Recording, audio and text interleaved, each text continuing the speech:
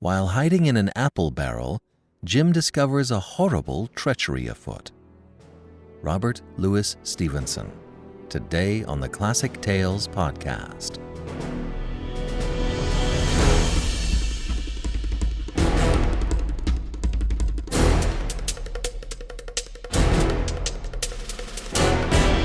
Welcome to the Classic Tales podcast. Thank you for listening. We are proudly supported by our listeners.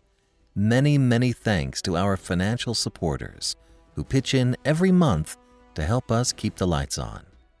If you enjoy the show, please sign up to be a supporter for as little as $5 a month. We'll give you a monthly coupon code for $8 off any audiobook order. Give more and you get more.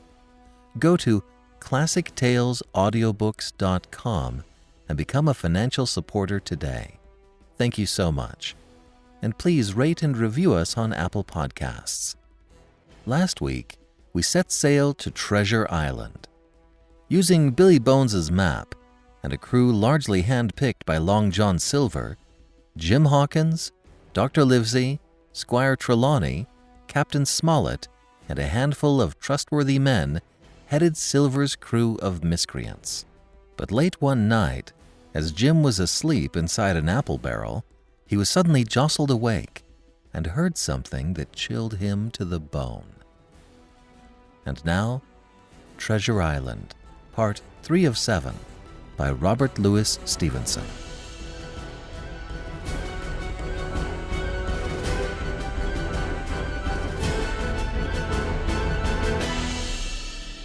Chapter 5. What I Heard in the Apple Barrel.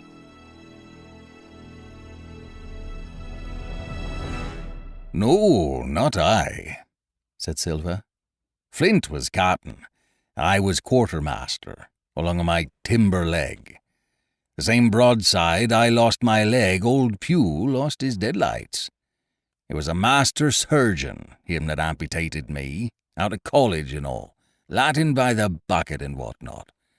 But he was hanged like a dog, and sun-dried like the rest at Corso Castle.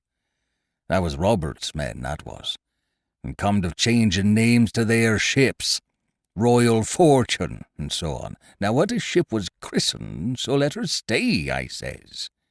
So it was with the Cassandra, as brought us all safe home from Malabar, after England took the Viceroy of the Indies.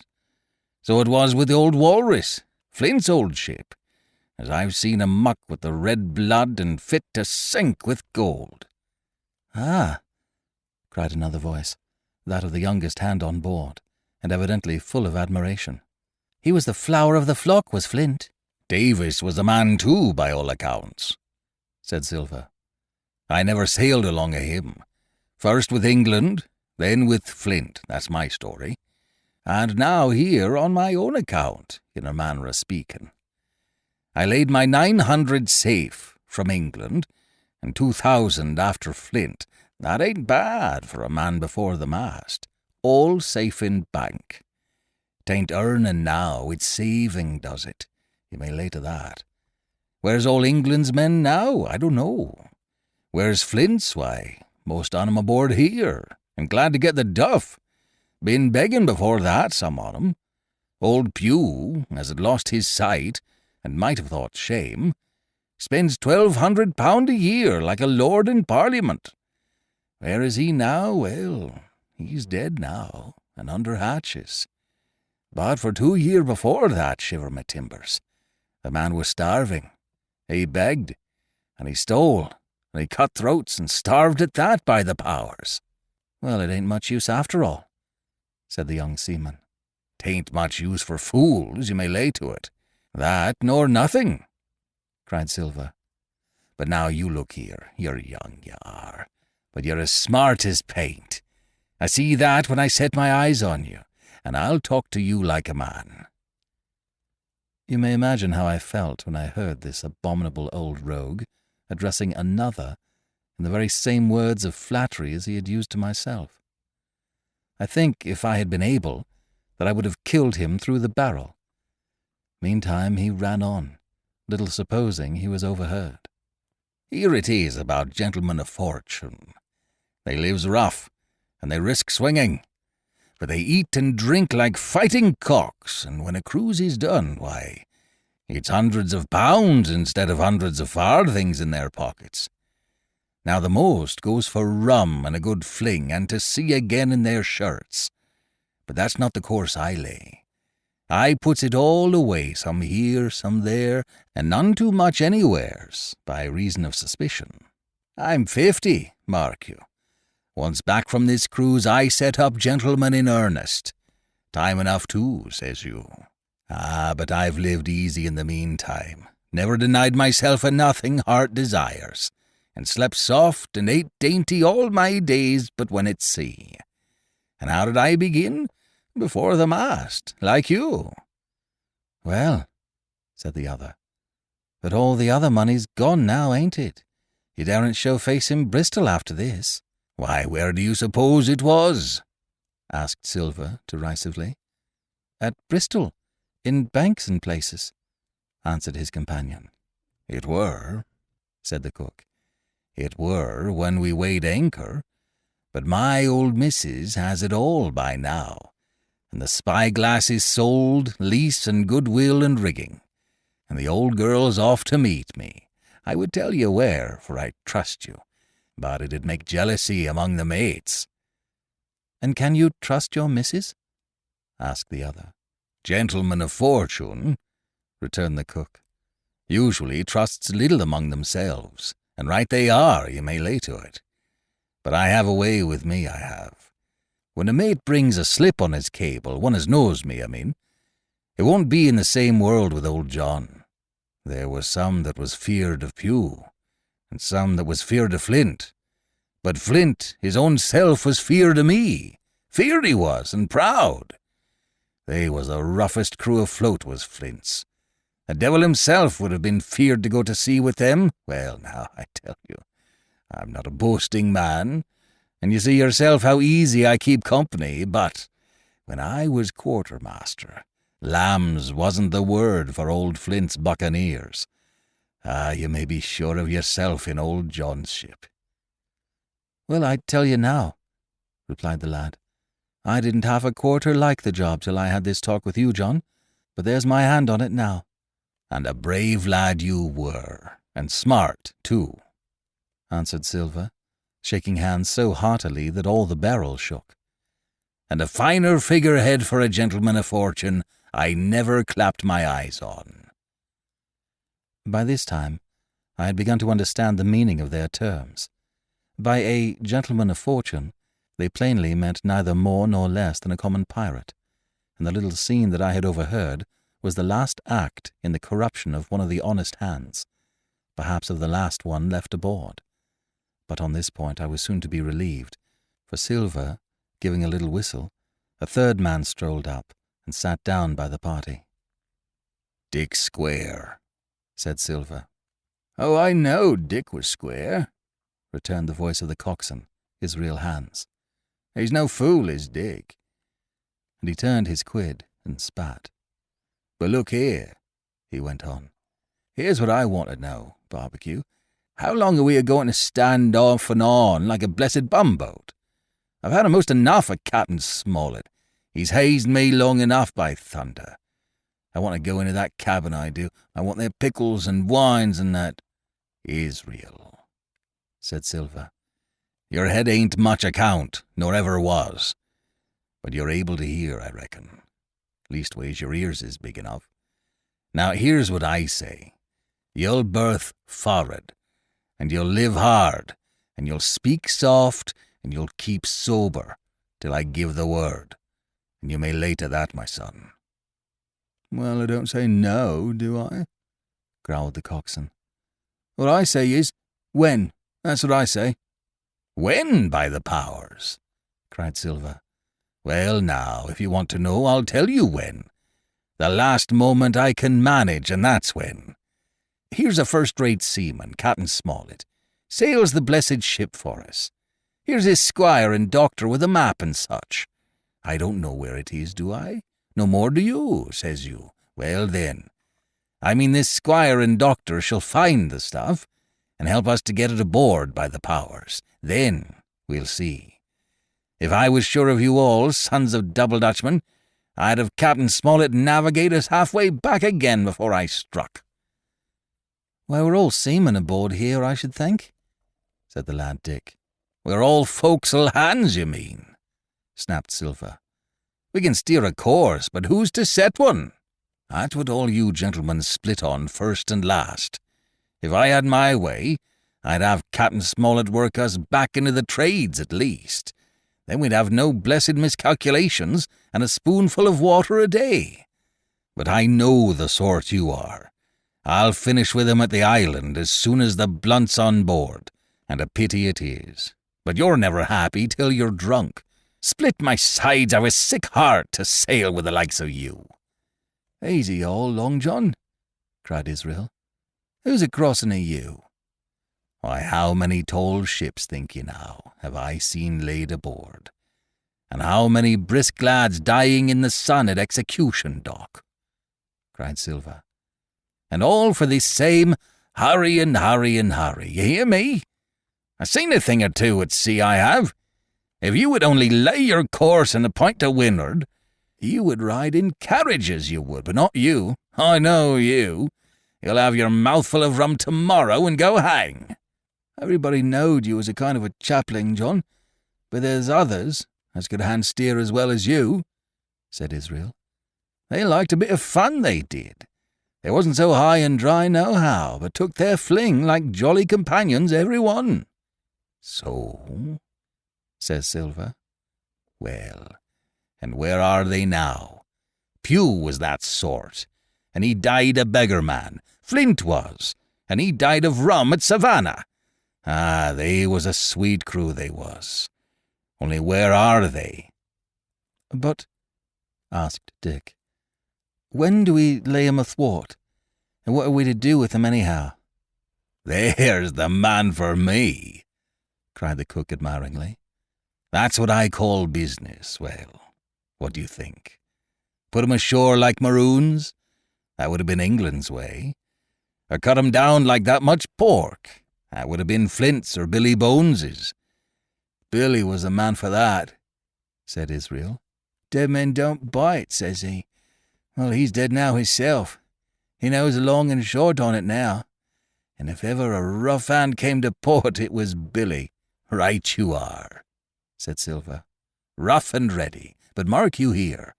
I'm an easy man. I'm quite the gentleman, says you. But this time it's serious. Duty is duty, mates. I give my vote. Death. When I'm in Parliament and riding in my coach, I don't want none of these sea lawyers in the cabin a-coming home unlooked for like the devil at prayers. Wait, is what I say. But when the time comes, why, let her rip." "John," cries the coxswain, "you're a man." "You'll say so, Israel, when you see," said Silver. "Only one thing I claim. I claim Trelawney. I'll wring his calf's head off his body with these hands, Dick," he added, breaking off. "You just jump up like a sweet lad and get me an apple to wet my pipe like." You may fancy the terror I was in. I should have leaped out and run for it if I had found the strength, but my limbs and heart alike misgave me. I heard Dick begin to rise, and then someone seemingly stopped him, and the voice of Hans exclaimed, "Oh, stow that! Don't you get sucking off that bilge, John! Let's have a go of the rum." "Dick," said Silver, "I trust you. I've a gauge on the keg, mind. There's the key. You fill a pannikin and bring it up." Terrified as I was, I could not help thinking to myself that this must have been how Mr. Arrow got the strong waters that destroyed him. Dick was gone but a little while, and during his absence Israel spoke straight on in the cook's ear.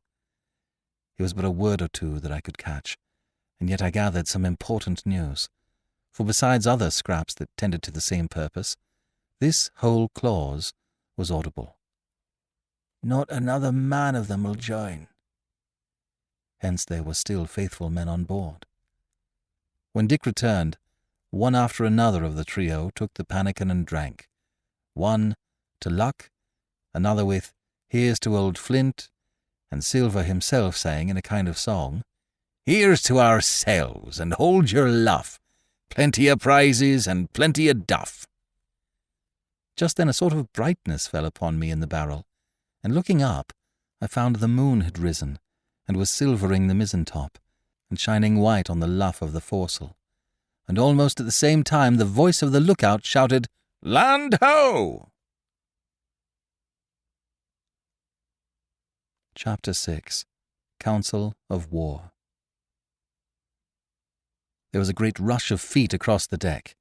I could hear people tumbling up from the cabin and the forecastle, and slipping in an instant outside my barrel, I dived behind the foresail, made a double towards the stern, and came out upon the open deck in time to join Hunter and Livesey in the rush for the weather bow. There all hands were already congregated. A belt of fog had lifted almost simultaneously with the appearance of the moon. Away to the southwest of us, we saw two low hills, about a couple of miles apart, and rising behind one of them, a third and higher hill, whose peak was still buried in the fog. All three seemed sharp and conical in figure. So much I saw, almost in a dream, for I had not yet recovered from my horrid fear of a minute or two before. And then I heard the voice of Captain Smollett issuing orders. The Hispaniola was laid a couple of points nearer the wind, and now sailed a course that would just clear the island on the east. "And now, men," said the captain, when all was sheeted home, "has any one of you ever seen that land ahead?" "I have, sir," said Silver. "I've watered there with a trader I was cooking." "The anchorage is on the south, behind an islet, I fancy?" asked the captain. "Yes, sir. Skeleton Island, they calls it. It were a main place for pirates once, and a hand we had on board knowed all their names for it. That hill to the nor'ard they called Foremast Hill. There are 3 hills in a row running southward, fore, main, and mizzen, sir. But the main, that's the big un, with the cloud on it, they usually calls the spyglass, by reason of a lookout they kept when they was in the anchorage cleaning. For it's there they cleaned their ships, sir, asking your pardon." "I have a chart here," says Captain Smollett. "See if that's the place." Long John's eyes burned in his head as he took the chart, but by the fresh look of the paper I knew he was doomed to disappointment. This was not the map we found in Billy Bones's chest, but an accurate copy, complete in all things, names and heights and soundings, with the single exception of the red crosses and the written notes. Sharp as must have been his annoyance, Silver had the strength of mind to hide it. "Yes, sir," said he, "this is the spot, to be sure, and very prettily drawed out. Who might have done that, I wonder? The pirates were too ignorant, I reckon. Aye, here it is, Captain Kidd's Anchorage, just the name my shipmate called it. There's a strong current runs along the south, and then away nor'ard up the west coast. Right you was, sir," says he, "to haul your wind and keep the weather of the island. Leastways, if such was your intention to enter and careen, and there ain't no better place for that in these waters." "Thank you, my man," says Captain Smollett. "I'll ask you later on to give us a help. You may go." I was surprised at the coolness with which John avowed his knowledge of the island, and I own I was half frightened when I saw him drawing nearer to myself.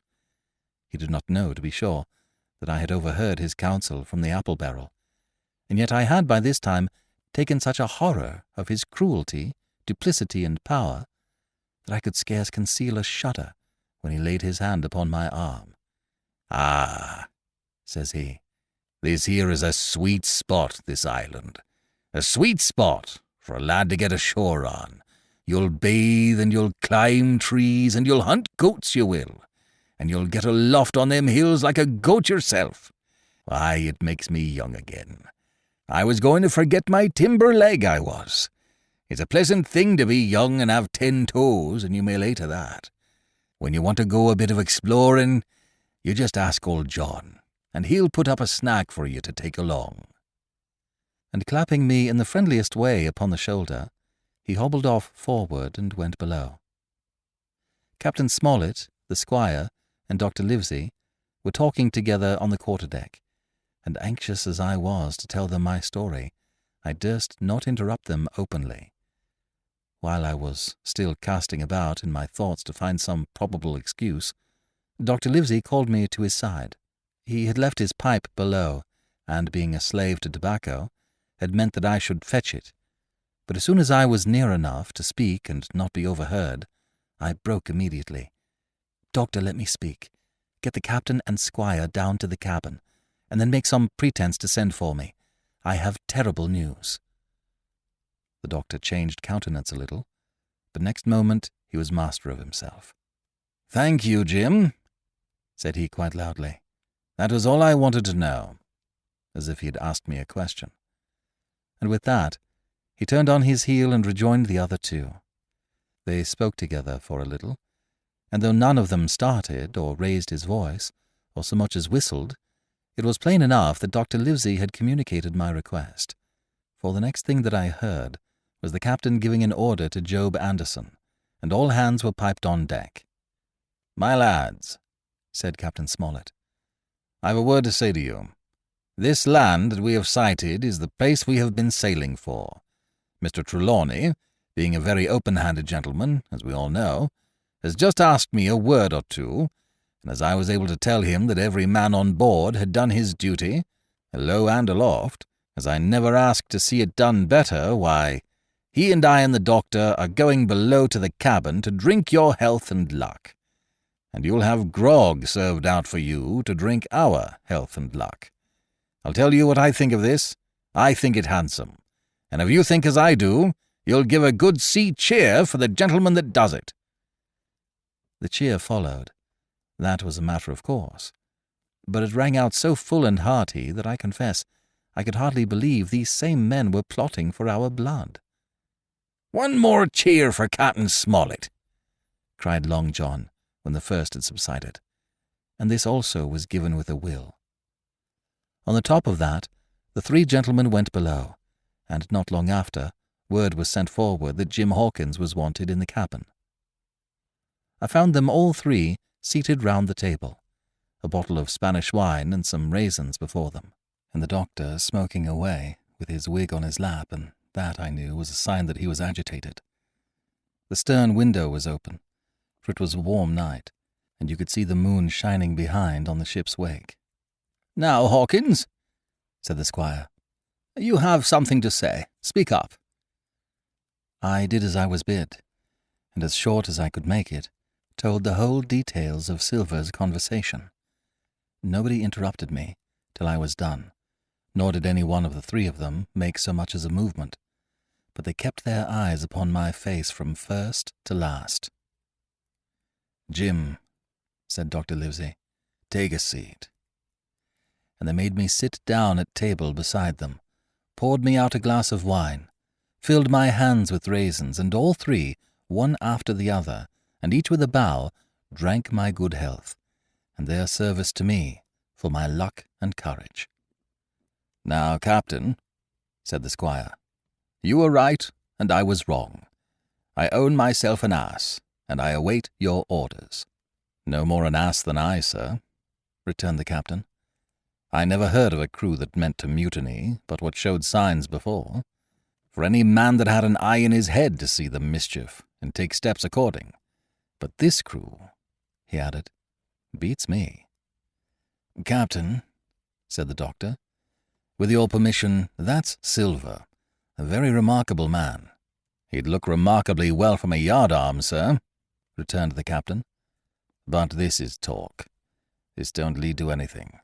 I see 3 or 4 points, and with Mr. Trelawney's permission, I'll name them."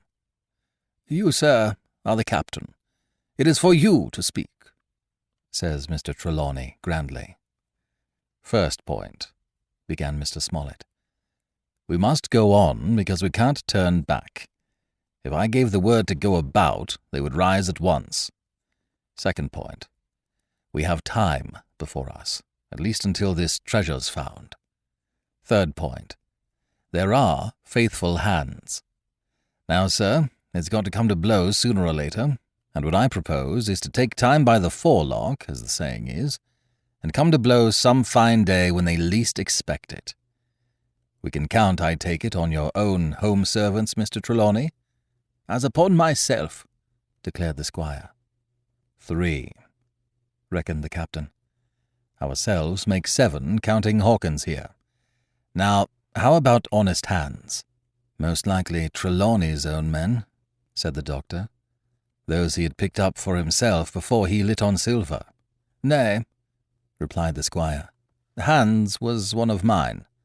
"I did think I could have trusted Hans," added the captain. "And to think that they're all Englishmen," broke out the squire. "Sir, I could find it in my heart to blow the ship up." "Well, gentlemen," said the captain, "the best that I can say is not much.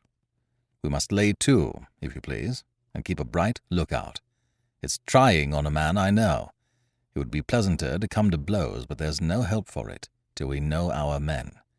Lay to, and whistle for a wind, that's my view." "Jim here," said the doctor, "can help us more than anyone. The men are not shy with him, and Jim is a noticing lad." "Hawkins, I put prodigious faith in you," added the squire. I began to feel pretty desperate at this, for I felt altogether helpless.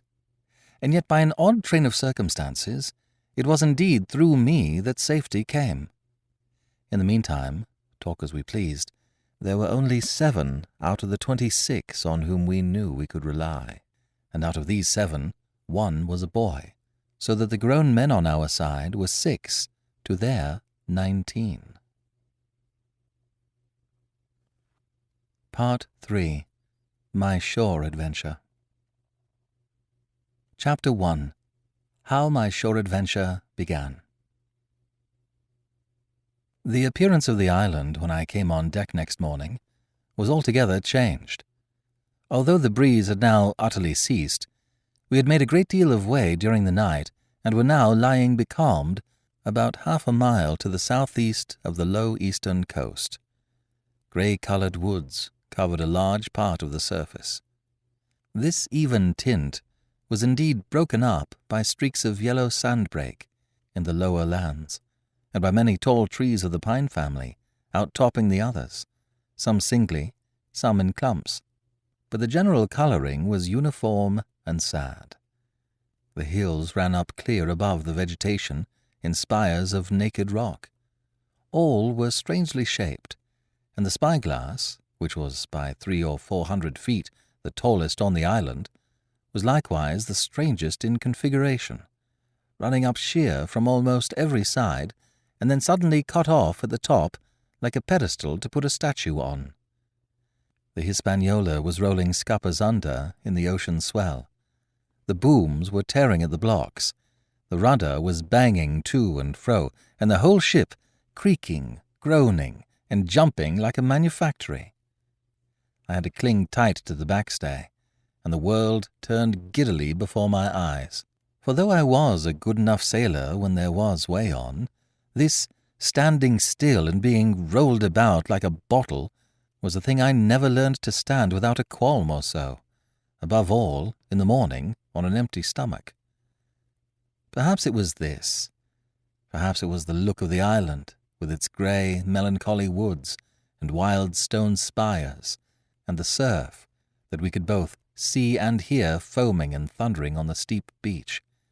At least, although the sun shone bright and hot, and the shore birds were fishing and crying all around us, and you would have thought anyone would have been glad to get to land after being so long at sea, my heart sank, as the saying is, into my boots, and from the first look onward I hated the very thought of Treasure Island. We had a dreary morning's work before us, for there was no sign of any wind, and the boats had to be got out and manned, and the ship warped 3 or 4 miles round the corner of the island and up the narrow passage to the haven behind Skeleton Island. I volunteered for one of the boats, where I had, of course, no business. The heat was sweltering, and the men grumbled fiercely over their work. Anderson was in command of my boat. and instead of keeping the crew in order, he grumbled as loudly as the worst. "Well," he said with an oath, "it's not forever." I thought this was a very bad sign, for up to that day the men had gone briskly and willingly about their business. But the very sight of the island had relaxed the cords of discipline. All the way in, Long John stood by the steersman and conned the ship.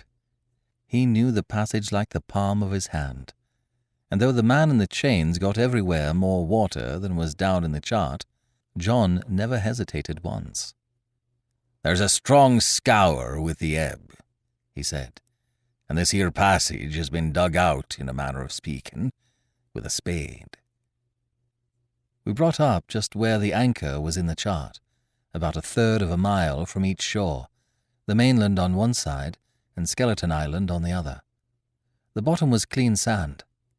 The plunge of our anchor sent up clouds of birds, wheeling and crying over the woods, but in less than a minute they were down again, and all was once more silent.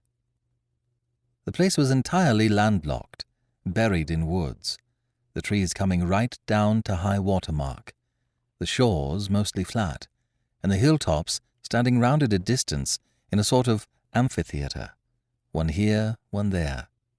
2 little rivers, or rather 2 swamps, emptied out into this pond, as you might call it, and the foliage round that part of the shore had a kind of poisonous brightness.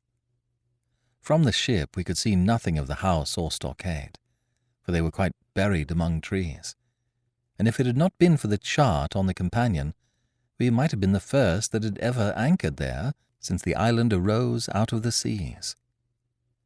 There was not a breath of air moving, nor a sound but that of the surf booming 1/2 a mile away along the beaches and against the rocks outside. A peculiar stagnant smell hung over the anchorage, a smell of sodden leaves and rotting tree trunks. I observed the doctor sniffing and sniffing, like someone tasting a bad egg. "I don't know about treasure," he said, "but I'll stake my wig there's fever here."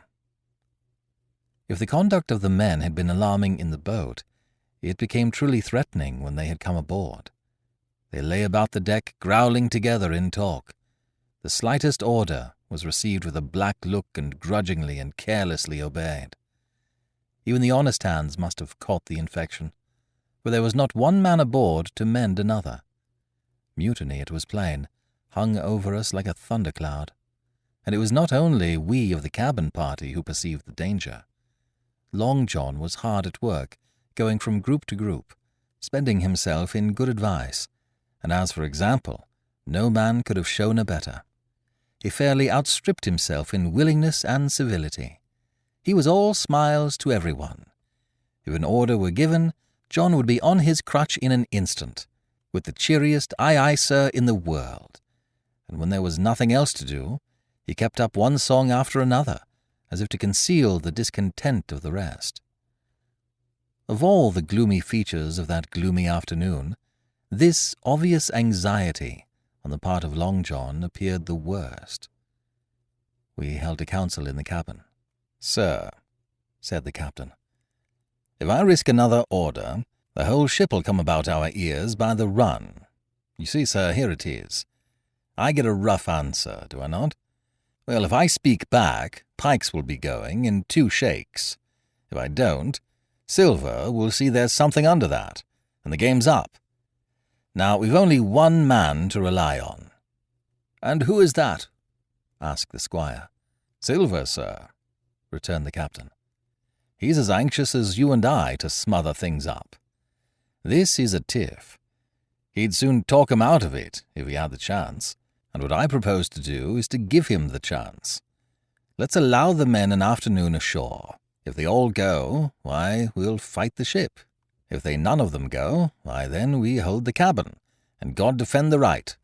If some go, you mark my words, sir, Silver'll bring 'em aboard again as mild as lambs." It was so decided. Loaded pistols were served out to all the sure men. Hunter, Joyce, and Redruth were taken into our confidence and received the news with less surprise and a better spirit than we had looked for. And then the captain went on deck and addressed the crew. "My lads," said he, "we've had a hot day, and are all tired and out of sorts. A turn ashore'll hurt nobody. The boats are still in the water. You can take the gigs, and as many as please may go ashore for the afternoon. I'll fire a gun half an hour before sundown." I believe the silly fellows must have thought they would break their shins over treasure as soon as they were landed, for they all came out of their sulks in a moment and gave a cheer that started the echo in a far-away hill and sent the birds once more flying and squalling round the anchorage. The captain was too bright to be in the way. He whipped out of sight in a moment, leaving Silver to arrange the party, and I fancy it was as well he did so. Had he been on deck, he could no longer so much as have pretended not to understand the situation. It was as plain as day. Silver was the captain, and a mighty rebellious crew he had of it. The honest hands, and I was soon to see that it proved that there were such on board, must have been very stupid fellows. Or rather, I suppose the truth was this, that all hands were disaffected by the example of the ringleaders, only some more, some less, and a few, being good fellows in the main, could neither be led nor driven any further. It is one thing to be idle and skulk, and quite another to take a ship and murder a number of innocent men. At last, however, the party was made up. 6 fellows were to stay on board, and the remaining 13, including Silver, began to embark. Then it was that there came into my head the first of the mad notions that contributed so much to save our lives. If 6 men were led by Silver, it was plain our party could not take and flight the ship, and since only 6 were left, it was equally plain that the cabin party had no present need of my assistance. It occurred to me at once to go ashore. In a jiffy, I had slipped over the side and curled up in the foresheets of the nearest boat, and almost at the same moment she shoved off. No one took notice of me, only the bow oar, saying, "Is that you, Jim? Keep your head down." But Silver, from the other boat, looked sharply over and called out to know if that were me, and from that moment I began to regret what I had done. The crews raced for the beach, but the boat I was in, having some start and being at once the lighter and the better manned, shot far ahead of her consort, and the bow had struck among the shoreside trees, and I had caught a branch and swung myself out and plunged into the nearest thicket, while Silver and the rest were still 100 yards behind. "Jim! Jim!" I heard him shouting. But you may suppose I paid no heed. Jumping, ducking, and breaking through, I ran straight before my nose until I could run no longer. Chapter 2. The First Blow. I was so pleased at having given the slip to Long John that I began to enjoy myself and look around me with some interest on the strange land that I was in. I had crossed a marshy tract full of willows, bulrushes, and odd outlandish swampy trees, and I had now come out upon the skirts of an open piece of undulating, sandy country, about a mile long, dotted with a few pines and a great number of contorted trees, not unlike the oak in growth, but pale in the foliage, like willows. On the far side of the open stood one of the hills, with 2 quaint, craggy peaks shining vividly in the sun. I now felt for the first time the joy of exploration. The isle was uninhabited. My shipmates I had left behind, and nothing lived in front of me but dumb brutes and fowls. I turned hither and thither among the trees. Here and there were flowering plants, unknown to me. Here and there I saw snakes, and one raised its head from a ledge of rock and hissed at me, with a noise not unlike the spinning of a top. Little did I suppose that he was a deadly enemy, and that the noise was the famous rattle. Then I came to a long thicket of these oak-like trees, live or evergreen oaks, I heard afterwards they should be called, which grew low along the sand like brambles, the boughs curiously twisted, the foliage compact, like thatch. The thicket stretched down from the top of one of the sandy knolls, spreading and growing taller as it went, until it reached the margin of the broad, reedy fen, through which the nearest of the little rivers soaked its way into the anchorage. The marsh was steaming in the strong sun, and the outline of the spyglass trembled through the haze. All at once there began to go a sort of bustle among the bulrushes.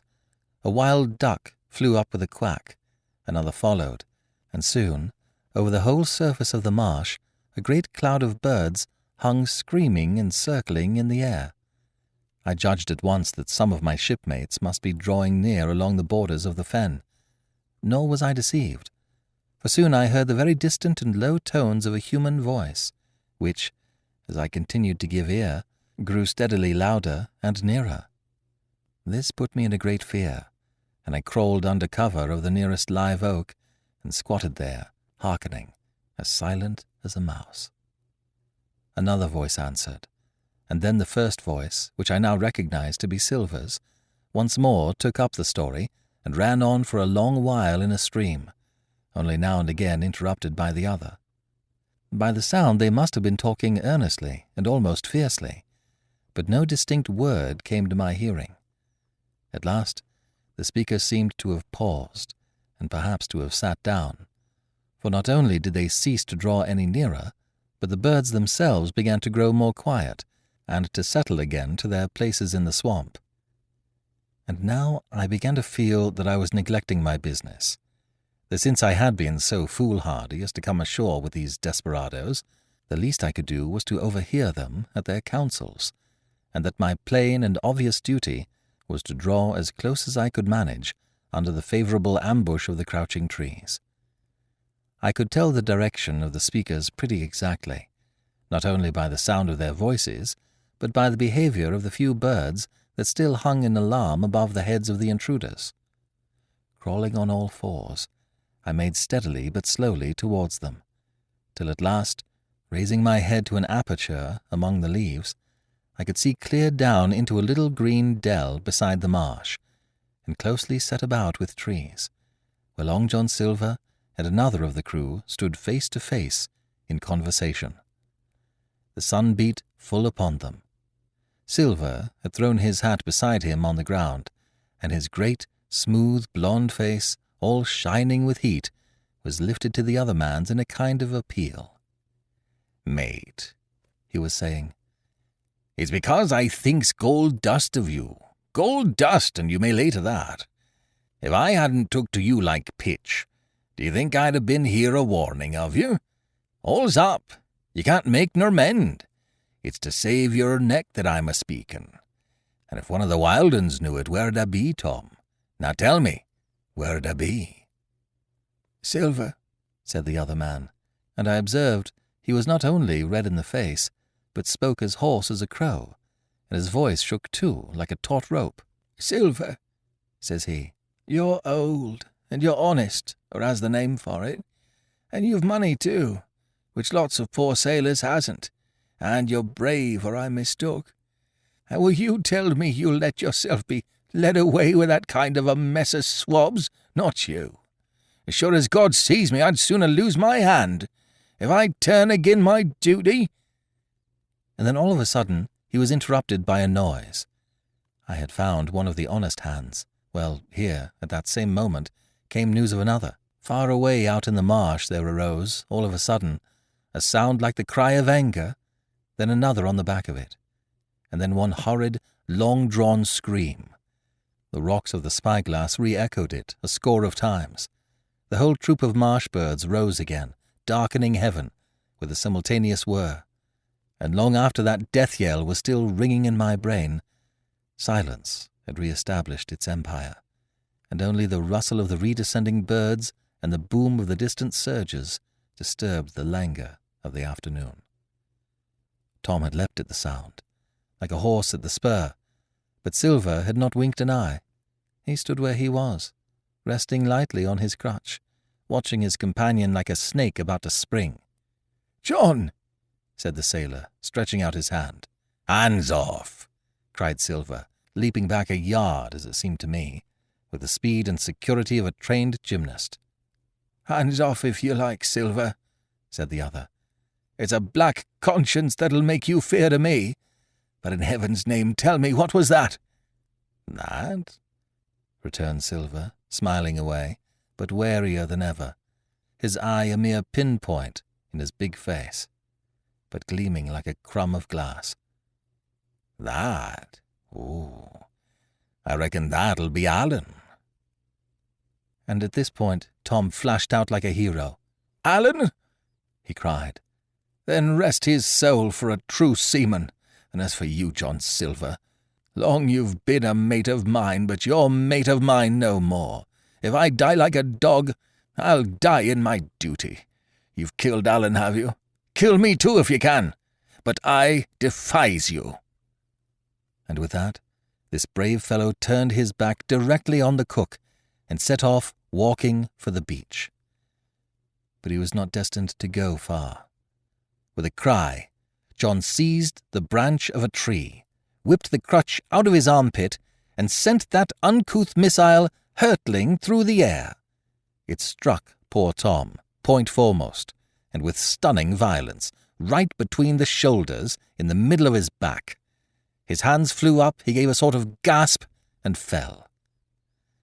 Whether he were injured much or little, none could ever tell. Like enough to judge from the sound, his back was broken on the spot. But he had no time given to recover. Silver, agile as a monkey, even without leg or crutch, was on the top of him next moment, and had twice buried his knife up to the hilt in that defenceless body. From my place of ambush, I could hear him pant aloud as he struck the blows.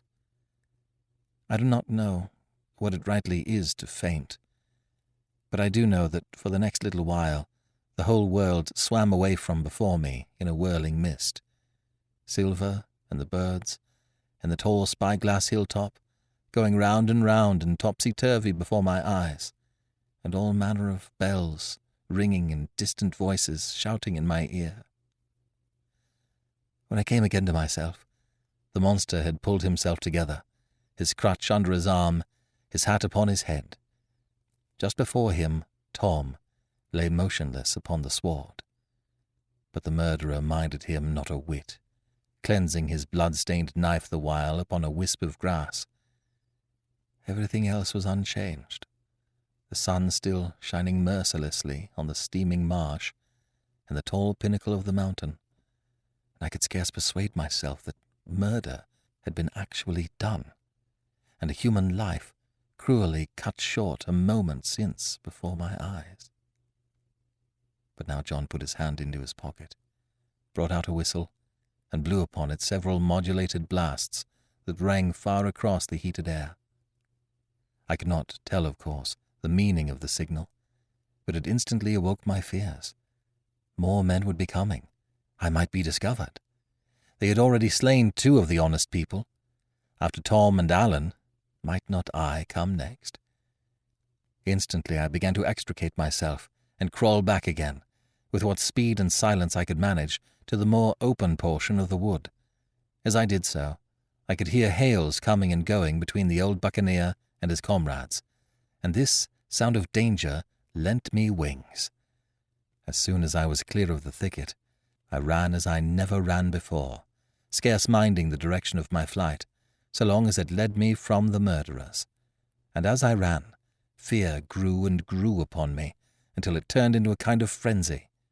Indeed, could anyone be more entirely lost than I? When the gun fired, how should I dare to go down to the boats among those fiends still smoking from their crime? Would not the first of them who saw me wring my neck like a snipe's? Would not my absence itself be an evidence to them of my alarm, and therefore of my fatal knowledge? It was all over, I thought. Goodbye to the Hispaniola. Goodbye to the squire, the doctor, and the captain. There was nothing left for me but death by starvation, or death by the hands of the mutineers. All this while, as I say, I was still running, and without taking any notice, I had drawn near to the foot of the little hill with the 2 peaks, and had got into a part of the island where the live oaks grew more widely apart, and seemed more like forest trees in their bearing and dimensions. Mingled with these were a few scattered pines, some 50, some nearer 70, feet high. The air, too, smelt more freshly than down beside the marsh, and here a fresh alarm brought me to a standstill with a thumping heart. Chapter 3. The Man of the Island. From the side of the hill, which was here steep and stony, a spout of gravel was dislodged and fell rattling and bounding through the trees. My eyes turned instinctively in that direction, and I saw a figure leap with great rapidity behind the trunk of a pine. What it was, whether bear or man or monkey, I could in no wise tell. It seemed dark and shaggy. More I knew not. But the terror of this new apparition brought me to a stand. I was now, it seemed, cut off upon both sides, behind me the murderers, before me this lurking nondescript. And immediately I began to prefer the dangers that I knew to those I knew not. Silver himself appeared less terrible in contrast with this creature of the woods, and I turned on my heel, and looking sharply behind me over my shoulder, began to retrace my steps in the direction of the boats. Instantly the figure reappeared, and making a wide circuit, began to head me off. I was tired, at any rate, but had I been as fresh as when I rose, I could see it was in vain for me to contend in speed with such an adversary. From trunk to trunk the creature flitted like a deer, running manlike on two legs, but unlike any man that I had ever seen, stooping almost double as it ran. Yet a man it was. I could no longer be in doubt about that. I began to recall what I had heard of cannibals. I was within an ace of calling for help, but the mere fact that he was a man, however wild, had somewhat reassured me, and my fear of Silver began to revive in proportion. I stood still, therefore, and cast about for some method of escape, and as I was so thinking, the recollection of my pistol flashed into my mind.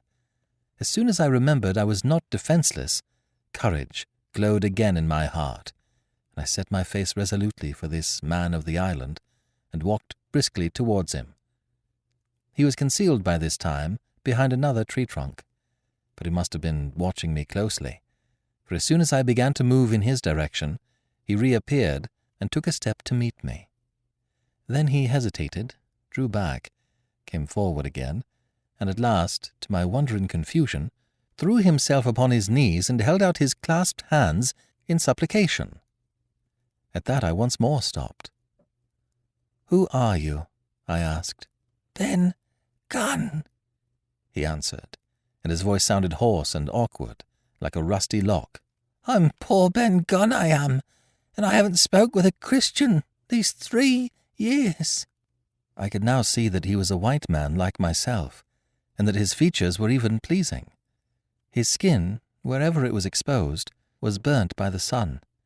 Even his lips were black, and his fair eyes looked quite startling in so dark a face.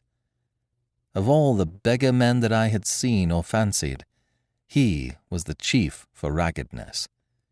He was clothed with tatters of old ship's canvas and old sea cloth, and this extraordinary patchwork was all held together by a system of the most various and incongruous fastenings, brass buttons, bits of stick, and loops of tarry gaskin. About his waist he wore an old brass-buckled leather belt, which was the one thing solid in his whole accoutrement. 3 years? I cried. Were you shipwrecked? "Nay, mate," said he. "Marooned." I had heard the word, and I knew it stood for a horrible kind of punishment common enough among the buccaneers, in which the offender is put ashore with a little powder and shot, and left behind on some desolate and distant island.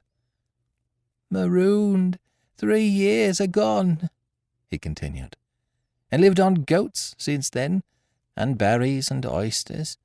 Whatever a man is, says I, a man can do for himself. But, mate, my heart is sore for Christian diet. You mightn't happen to have a piece of cheese about you now? No? Well, many's the long night I've dreamed of cheese, toasted mostly, and woke up again, and here I were." "If ever I get aboard again," said I, You shall have cheese by the stone." All this time he had been feeling the stuff of my jacket, smoothing my hands, looking at my boots, and generally, in the intervals of his speech, showing a childish pleasure in the presence of a fellow creature.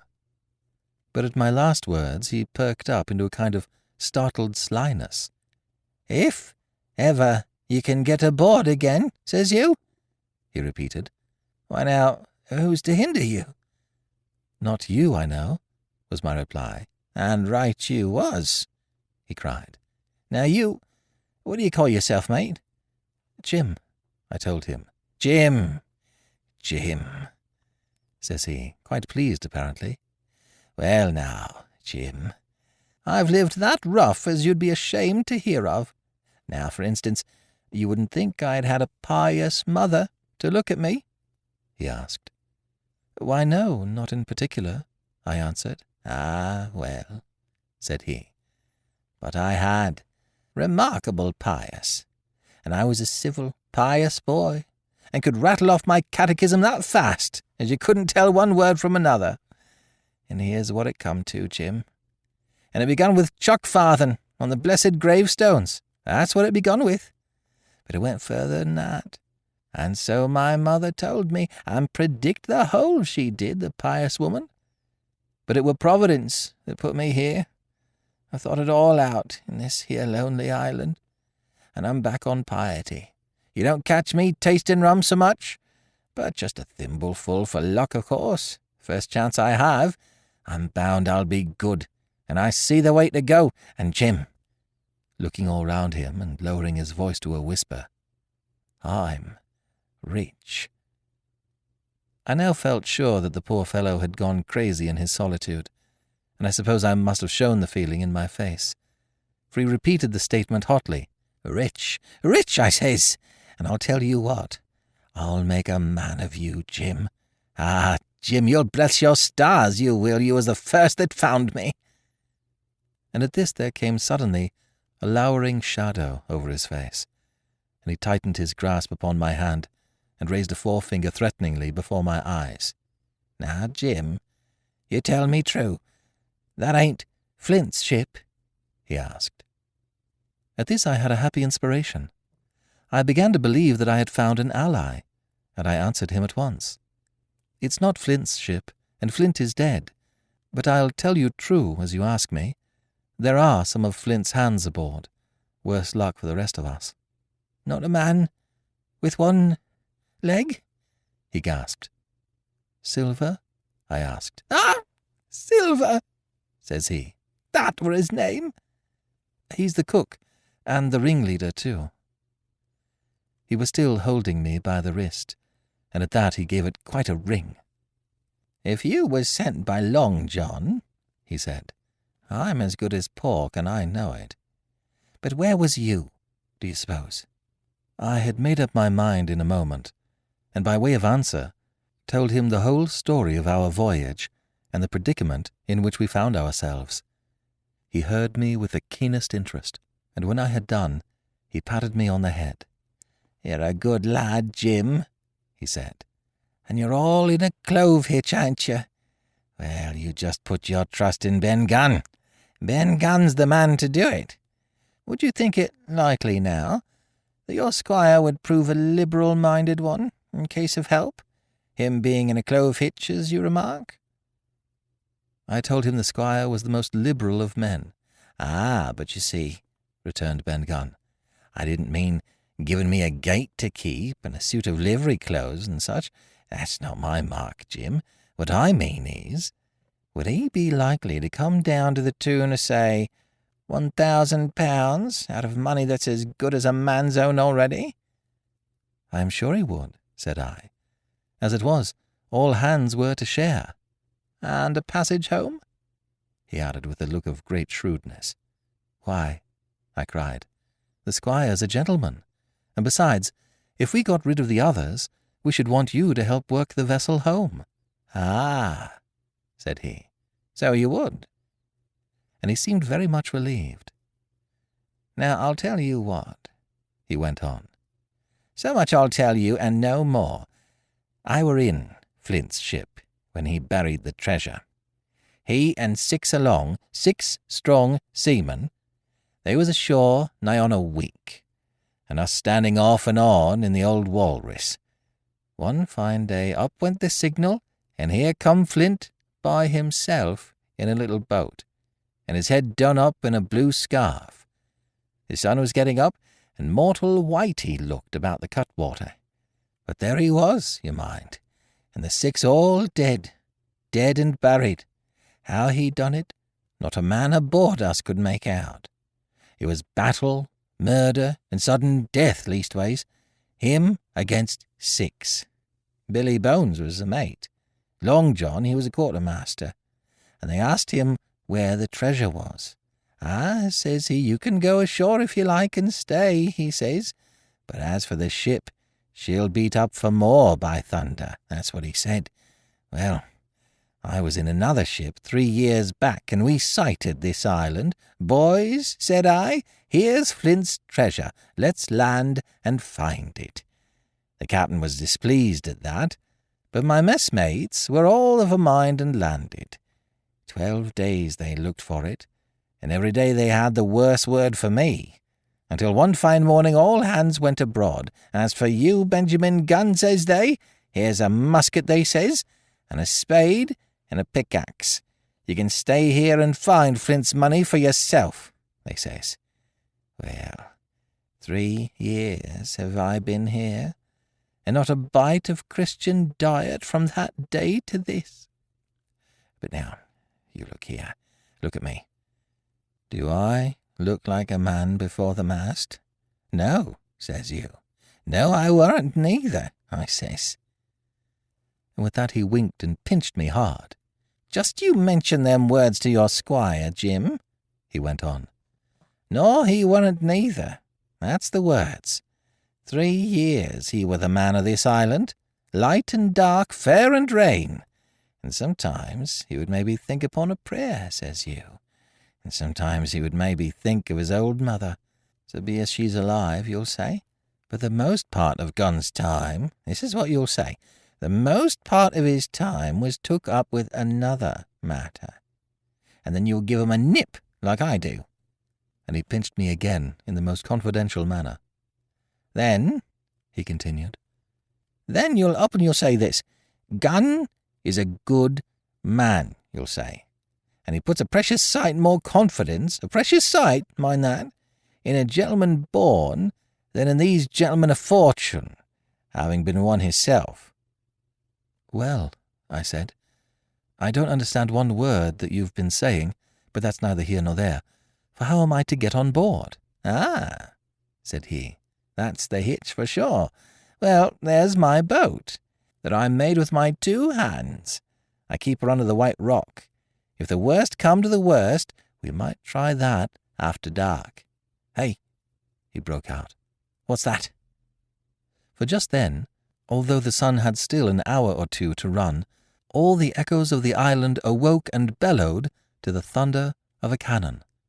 They have begun to fight, I cried. Follow me. And I began to run towards the anchorage, my terrors all forgotten, while close to my side the marooned man in his goatskins trotted easily and lightly. Left, left, says he. Keep to your left hand, mate Jim, under the trees with you. There's where I killed my first goat. They don't come down here now. They're all mast-headed on their mountings for the fear of Benjamin Gunn. Ah, there's the cemetery. Cemetery, he must have meant. You see the mounds? I come here and prayed nows and thens, and I thought maybe a Sunday would be about due. It weren't quite a chapel, but it seemed more solemn-like. And then says you Ben Gunn was short-handed, no chaplain. Nor so much as a Bible and a flag, you says. So he kept talking as I ran, neither expecting nor receiving any answer. The cannon shot was followed after a considerable interval by a volley of small arms. Another pause, and then, not a quarter of a mile in front of me, I beheld the Union Jack flutter in the air above a wood.